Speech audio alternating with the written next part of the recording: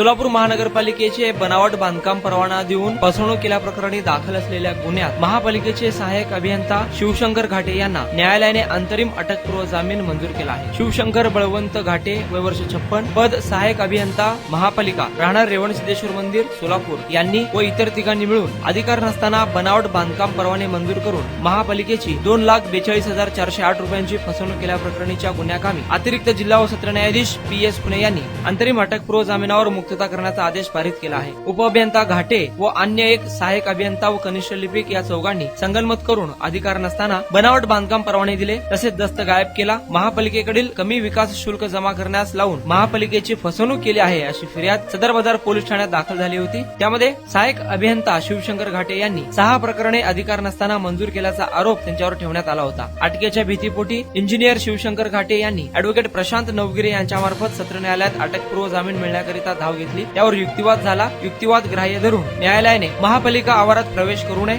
कोणत्याही कर्मचारी व अधिकाऱ्यांना भेटू नये या अटीसह अंतरिम अटकपूर्व जामीन मंजूर केला आहे। यात अर्जदारातर्फे advocate Prashant Navgire, advocate Ganesh Mashal, advocate Shripad Deshak, advocate Siddharam Patil हे काम पाहत आहेत। सदर प्रकरणात सरकार पक्षाचे म्हणणे येण्याकरिता 3 सप्टेंबर 2024 अशी तारीख नेमण्यात आलेली आहे।